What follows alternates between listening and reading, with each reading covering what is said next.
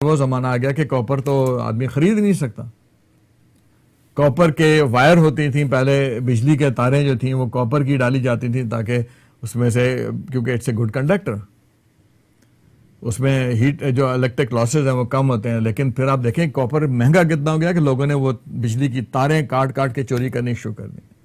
تو کاپر اتنا مہنگا ہے, اور چلی جو ہے اس کے اندر کاپر اور گولڈ کی مائنیں ہیں. اور لیکن ایک ڈرائی اور ریجڈ چٹانوں والا ریگستان ہے, ایک ایسا ریگستان جس میں سرد ہواؤں کے بجائے گرم ہوائیں, ڈرائی ہیں. اور اس ملک میں ایک چھوٹا سا واقعہ ہوا 5 اگست کو کہ کچھ کارکن تھے, وہ کام کر رہے تھے اور تقریباً آدھا میل گہرائی میں, کوئی 2000 فٹ سے زیادہ گہرائی میں وہ کان میں کام کر رہے تھے. اچانک پتھر گرے اور کان جو تھی بند ہو گئی. ناظرین, اگر یہ آج سے 25-30 سال پہلے واقعہ ہوا ہوتا تو یقیناً وہ کارکن 100% مر جاتے. آپ سوچیں کہ آدھا میل زمین کی تہہ میں, وہ بھی سنگلاخ کاپر اور گولڈ مائن کے اندر کوئی بندہ بند ہو جائے, وہ کیسے ریسکیو ہو سکتا ہے. لیکن آپ اس عظیم ملک چلی ہیز پرووڈ کہ نہ صرف چلی, انہوں نے جو کچھ بھی کیا, آپ دیکھیں کہ وہ مثال ہے. میں کہتا ہوں ہر چیز میں میں تو انسپریشن لیتا ہوں اپنے لیے, اپنے پاکستان کے نوجوانوں کے لیے اور اپنے ملک والوں کے لیے, کہ جو ہم بات کرتے ہیں نا ہم غریب ہیں, چھوٹا سا ملک ہے, فلانا ہے. چلی سے زیادہ چھوٹا ملک کون سا ہوگا؟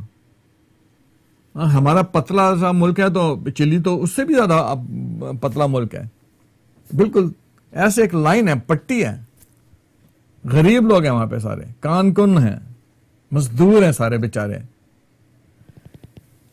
اور ایسے ملک میں یہ جو 33 جو مائنرز تھے, جب یہ دب گئے تو پورا ملک جو تھا انکلوڈنگ ان کے پریزیڈنٹ کے, وہ جت گئے اس کام پر کہ ہمیں ان مائنرز کو ڈھونڈنا ہے. انہوں نے انیشلی تو وہ بٹس کر کر کے کوشش کی, اور اللہ تعالیٰ نے ان کو 17 دن کے بعد یہ کامیابی دی کہ فائنلی ایک بور کر سکے چھوٹا سا, جس میں پھر وہ کہتے ہیں کہ ایک مائنر نے ایک پرچی پہ لکھ کر وہ اوپر بھیجا, جو تو آؤٹر ورلڈ کو, چلی کو پتہ چلا کہ ہاں بھئی ان کے 33 جو مائنرز ہیں وہ they are safe, and they are safe, and they are not only safe, they are working, they have a schedule. وہ ابھی اپنے آپ کو زندہ رکھنے کے لیے وہ ان کی پوری اسٹوریاں ہیں. I don't want to repeat all those stories کہ وہ ایک چمچہ ٹونا کھاتے تھے 48 گھنٹے میں اور کام کرتے تھے, ایک دوسرے کو کامیڈی سنایا کرتے تھے تاکہ وہ, کیونکہ سوچیں کتنی خوفناک بات ہے کہ آپ آدھا میل زمین کے اندر, قبر تو 1.5-2 فٹ کی ہوگی گہری, وہ تو آدھا میل نیچے, اور دنیا سے کوئی کانٹیکٹ نہیں ہے, جس کی کوئی امید نہیں ہے کہ ہم بچیں گے. اور وہ لوگ وہاں پر جو تھے وہ 17 دن تک سروائیو کر رہے تھے بغیر کسی آؤٹر ورلڈ کے کانٹیکٹ کے, اور انہوں نے اپنے آپ کو آرگنائز کر رکھا تھا, اپنے آپ کو وہ پورا اسکیجول رکھا ہوا تھا اس اندھیری دنیا میں کہ, اور جہاں نہ صحیح آکسیجن ہے, نہ کوئی صحیح وہاں پر کوئی حالات تھے. آپ سوچیں کہ آدھا میل نیچے بندہ بیٹھا ہو تو اس کو کیا ہوگا, لیکن دے ور سروائیونگ. تو یہ تو ان کا تھا کہ انہوں نے اپنے آپ کو آرگنائز کیا, اور ان کے ظاہر بات ہے ان لوگوں کا حوصلہ ہے اور ان کارکنوں کا حوصلہ ہے کہ انہوں نے یہ سب کچھ کیا. لیکن اس سے بڑی بات جس پہ پوری دنیا آج جو ہے نا ایڈمائر کر رہی ہے, اس قوم کو ایڈمائر کر رہی ہے کہ جب انہیں پتہ چلا کہ یہ 17 مائنرز زندہ ہیں, تو اس کے بعد جو انہوں نے کیا وہ پوری دنیا کے لیے ایک مثال ہے, اور پاکستان کے لیے بھی ایک مثال ہونی چاہیے. پاکستان کو بھی انسپریشن ہونی چاہیے, اور ہمارے لیڈروں کو بھی خدا کے لیے سوچنا چاہیے کہ یہ لیڈر بجائے اس کے کہ وہ آپس میں لڑ رہے ہیں کہ یہ اس کو گرا دو, اس کو پکڑ لو, اس کو اٹھا لو, اس کو یہ کر دو, سپریم کورٹ یہ کہہ رہی ہے, 18 کو کہہ رہی ہے, 12 کو کہہ رہی ہے, 14 کو کہہ رہی ہے, کوئی وزیر لگے ہیں, مطلب ایک دوسرے کو گالی گلوج. اب پورا دنیا میڈیا بیٹھ کے دیکھ رہی ہے کہ پاکستان میں کیا ہو رہا ہے, کہ ہاں سب لوگ انسرٹنٹی میں بیٹھے ہیں. ایک طرف لاکھوں کروڑوں لوگ ہیں سیلاب میں, بیچارے مر کھپ رہے ہیں, پریگننٹ عورتیں ہیں, ان کو پینے کا پانی تک نہیں مل پا رہا, بیچاری بچے ہیں, اسکول نہیں ہیں, بجلی نہیں ہے, کچھ بھی نہیں ہے, کہ اتنے برے حالات. اوپر سے جناب جو حکومت وقت کے لوگ ہیں وہ کیا کر رہے ہیں, میڈیا کا اب کہتے ہیں کہ وہ کہ جی پہلے انتظامیہ ہوتی تھی, گورننس ہوتی تھی, اور جوڈیشری ہوتی تھی, اب ایک نئی چیز آ گیا, میڈیا بھی ہو گیا. ایک میڈیا بھی ایک بڑا ریسورسفل ہو گیا. وہ میڈیا کے اینکر آزاد جن کو جو صرف بیچارے بیٹھ کے وہ چشمے لگا کے کتابت کیا کرتے تھے, بک رائٹنگ کیا کرتے تھے, رپورٹنگ کرتے تھے, جس کی انہیں کبھی تنخواہ ملتی تھی کبھی نہیں بھی ملتی تھی. بڑی مشکل سے رو پیٹ کے کوئی سب ایڈیٹر بن گیا, بڑا کوئی توپ چلائی تو ایڈیٹر بن گیا. یہ وہ لوگ جب بڈھے ہوتے ہوتے بیچارے کبھی غلطی سے کسی کے پاس بیچارے پاس ٹوٹا پھوٹا گھر ہوتا تھا، کسی کے پاس وہ بھی نہیں ہوتا تھا، آج لاکھوں روپیہ لیتے ہیں ایک پروگرام کرنے کا، اور مرغے لڑاتے ہیں بیٹھ کے، اور بدتمیزیاں، بے شرمیاں چند ایک ہیں جن کو میں سمجھتا ہوں کہ شاید اس گند میں وہ تھوڑا سا اپنا دامن بچا کر کچھ کوشش کر رہے ہیں کہ اچھا کام کریں. بس میجورٹی اگر آپ دیکھیں تو ہمارے میڈیا پہ کیا ہو رہا ہے، سوائے کیچڑ اچھالنے کے، سوائے مرغے لڑانے کے، اور وہی گھسے پٹے لوگ ہیں، ان کو پیسے دے کے بلایا جاتا ہے، وہ اپنے آپ کو جو اسمبلیوں سے بھی پیسہ بنا رہے ہیں، پھر یہاں پہ بجائے اسمبلی میں بیٹھ کے کام کریں وہ چینل پہ، اس چینل پہ بیٹھے، اس پہ بیٹھے، ادھر سے 5 لاکھ لیے، ادھر سے 5 لاکھ لیے. یہ سارے لوگ جو چینل پہ بیٹھ کے لڑ رہے ہوتے ہیں، ایک دوسرے کو گالیاں دے رہے ہوتے ہیں، نورا کشتی ہے، ریسلنگ ہو رہی ہوتی ہے. ایک وہ ریسلنگ ہوتی ہے جو امریکہ میں ہوتی ہے، جو جس کو ہم کہتے ہیں کہ جناب یہ ایسی، بس یہ بھی نورا کشتی ہے کہ اس کو گراؤ، اس کو فلانا مکہ مارا، یہ منہ توڑ دیا، فلانا کر دیا، لیکن وہ وہیں کے وہیں ہوتے ہیں. لگ رہا ہے جناب بینچیں ماری جا رہی ہیں، کرسیاں ماری جا رہی ہیں. ریسلنگ جو یہاں امریکہ میں ہوتی ہے، ورلڈ ریسلنگ، اسی قسم کی ایک ریسلنگ ہمارے ملک میں اب نئی شروع ہو گئی ہے، میڈیا کے اوپر بیٹھ کے، کہ ایک دوسرے کو بظاہر گالیاں دی جا رہی ہیں، آنکھیں دکھائی جا رہی ہیں، دھمکایا جا رہا ہے، پتہ نہیں بڑے بڑے بیان آ رہے ہیں. بیان سے لگتا ہے کہ جناب کل یہ ہو جائے گا، کل وہ ہو جائے گا. ہوتا وعدہ کچھ بھی نہیں ہے، نورا کشتی ہو رہی ہے. بیچارے عوام غریب کی کچھ کہتے ہیں، وہ غریب رو رہے ہیں کہ بھائی جان روٹی تو دے دو، اور یار ٹیکس نہ لگاؤ، بجلی دو. کوئی بجلی کی بات کر رہا ہے؟ کوئی کہہ رہا ہے کہ بھائی کدھر وہ کہتے ہیں اس ریسلنگ کی دنیا میں جو میڈیا پر اب بیٹھ کے سارا دن ریسلنگ لوگوں کو، وہ بیچارے لوگ چیخ رہے ہیں کہ یار ہم مر گئے، ہم ان سیف ہیں، سیکیورٹی ہے، جاب نہیں ہے، کھانا نہیں ہے، روٹی نہیں ہے، پینے کا پانی نہیں ہے، بجلی نہیں ہے. او یار کوئی ہمارا خیال کرو، انصاف دو، کچھ تو کر لو. ان شور میں ان بیچاروں کی آواز کون سنے؟ وہ اپنی دھما چوکڑی، اپنی نورا کشتی میں لگے ہوئے. اینکر بھی پیسے بنا رہے ہیں، جو گیسٹ آتے ہیں وہ بھی پیسے بنا رہے ہیں، چینل کے مالکان بھی پیسہ بنا رہے ہیں، ہر کوئی پیسہ بنا رہے ہیں. ہمارا کون جا رہا ہے؟ غریب پاکستانی. That's too bad. لیکن چلی نے کیا کہ ان کے پریزیڈنٹ وہاں پر 17 اگست سے لے کر پچھلے جمعرات تک وہ روزانہ وہاں پر آ کر خود مانیٹر کرتا تھا. اس نے میک شور کرایا کہ وہ جو ہے جب تک آخری مائنر کو ہم باہر نہیں نکالیں گے ہم سکھ سے نہیں بیٹھیں گے. اینڈ پوری دنیا نے دیکھا، پوری دنیا کے 300-400 کورسپونڈنٹ جو تھے وہاں پر انہوں نے کیمپ لگا لیا، کیمپ آف ہوپ بنا کے بیٹھ گئے. ان کے صرف ان مائنرز کے رشتہ دار ہی نہیں، پورا ان کی قوم، پوری مملکت جو تھی چلی کی، انکلوڈنگ دیئر پریزیڈنٹ، وہ وہاں پر کھڑے ہوئے خود سپروائز کر رہے تھے. اور دنیا نے دیکھا کہ پھر جناب انہوں نے فائنلی آخرکار اپنے ان کانکنوں کو باہر نکال ہی لیا. ورنہ ہمارے جیسے ملکوں میں 3,000 لوگ بھی مر جائیں تو کوئی پوچھنا گچھنے والا نہیں ہوتا. بم بلاسٹ ہو جاتے ہیں. مائنز تو ہماری بلوچستان میں کتنی مائنز ہیں جس پہ لوگ مرتے ہیں. کوئی زیادہ کیا ہوتا ہے، حکومت 1 لاکھ روپیہ اناؤنس کر دیتی، وہ بھی پتہ نہیں ان کو غریبوں کو ملتا ہے یا نہیں ملتا. یعنی انسان کی قیمت لگا دی جاتی ہے. کوئی یہ نہیں دیکھتا کہ یار یہ کیوں ہوا، کیسے ہوا، ان کو بچایا بھی جا سکتا تھا. آپ دیکھیں کہ چلی کے پریزیڈنٹ نے کہا ہے کہ ہم میک شور کریں گے کہ آئندہ یہ واقعہ دوبارہ ہو بھی نہیں. اور جو انہوں نے جب تک آخری مائنر باہر نہیں نکلا تو چلی کا پریزیڈنٹ وہیں کھڑا رہا.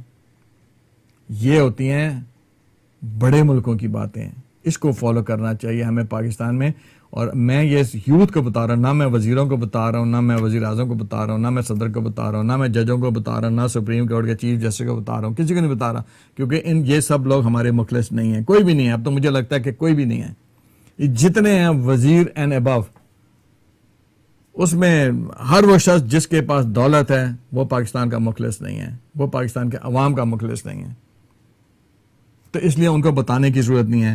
یہ میں ان لوگوں کو بتا رہا ہوں جو ہماری یوتھ ہے، جو نوجوان نسل ہے، جو ہوپ ہے، جس کی صرف ہمیں امید ہے کہ اگر یہ ہماری یوتھ جاگ گئی. امریکہ میں بھی آج اوباما اگر پریزیڈنٹ ہے تو وہ صرف یوتھ کی وجہ سے ہیں.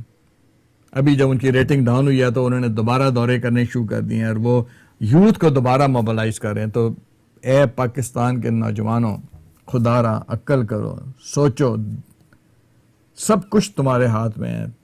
You are the leader. اگر آپ انوالو نہیں ہوں گے، اگر آپ بھی ان نورا کشتی دیکھنے والوں کے سے گلیمرائز ہو کر آپ بھی پیسے اور دولت کے پیچھے بھاگو گے اور اپنے وقت میں سے تھوڑا سا وقت بھی اپنے ملک کے لیے نہیں نکالو گے تو کچھ نہیں ہونے والا. کوئی آپ کو امریکہ آ کے دولت نہیں ملنے والی, کوئی انگلینڈ جا کے دولت نہیں ملنے والی, کوئی ڈاکٹر بن کے کچھ نہیں.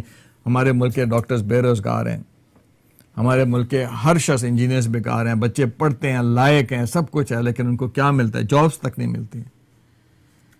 کوئی پرائیویٹ کمپنی میں جاب کر رہا ہے, کوئی کہیں کر رہا ہے, کوئی کہیں کر رہا ہے, بیچارے کیا ملتا ہے اینڈ آف دا ڈے؟ کیا بڑے بڑے جو پروفیسرز ہیں ان کو اینڈ آف دا ڈے کیا ملتا ہے؟ ایک گھر بڑی مشکل سے ملتا ہے. ان کی بیچاروں کی 30-40 سال کی زندگی کے بعد آخر میں انہیں کیا مل رہا ہوتا ہے؟ کچھ بھی نہیں مل رہا ہوتا. اور اب جو یوتھ ہے ان کو تو بالکل کچھ نہیں مل رہا. تو یہ ہماری جو نوجوان نسل ہے اس کو, جیسے میں نے کہا کہ انسپریشن لینی چاہیے. چلی کے اس ملک سے انسپریشن لینی چاہیے, اس ملک کے رہنے والوں سے انسپریشن لینی چاہیے جنہوں نے اپنے کان کنوں کو, اپنے مزدوروں کو بچانے کے لیے دنیا بھر سے مدد مانگی اور بھیک نہیں مانگی, ہیلپ لی, اور سوچ سمجھ کے, وہ بھی سوچ سمجھ کے ہیلپ لی اور دیکھا کہ کون ہمیں کیا دے سکتا ہے. جاپان سے انہوں نے وہ ایکسٹرا فلیکسیبل کیبل لیا جو اس مائن کے اندر جا کے مڑ کے اور بینڈ کر کے ان کو کمیونیکیشن لنک بنا سکتا ہے, جس سے وہ مائنرز جو تھے باقی دن دنیا سے کنیکٹڈ رہے. تو جاپان نے ان کو یہ سپر فلیکسیبل کیبل دیا تھا جو عام اویلیبل نہیں ہے. اسی طرح سیمسنگ نے ایک سیل فون دیا تھا جو خود, جس کے اندر اپنی پروجیکشن ہے, تبھی تو وہ بیٹھ کے وہاں پہ وہ ٹی وی دیکھا کرتے تھے جس سے ان کو دل بہلا کرتا تھا. تو سیمسنگ نے ان کو وہ دیا. وہ جو ریگ ہے, جو اس کے اوپر ایک آپ نے دیکھا ہوگا اکثر تشریح میں کہ ایک ریگ ہے, بڑا سا پہیا تھا, اس کے ساتھ جو ایک کیبل تھی جس نے پورا یہ کیپسول کو ہولڈ کیا ہوا تھا, پورا یہ جو ریگ کو اس نے سپورٹ کیا تھا, وہ جرمنی نے ان کو دیا. تو اس طرح سے جتنی بھی یہ چیزیں تھیں وہ ان کو دنیا کی top of the line technology. اور یہ مزے کی بات ہے, یہ جتنی چیزیں کی میں بات کر رہا ہوں اس کو زیادہ تر بنانے والے عام لوگ تھے.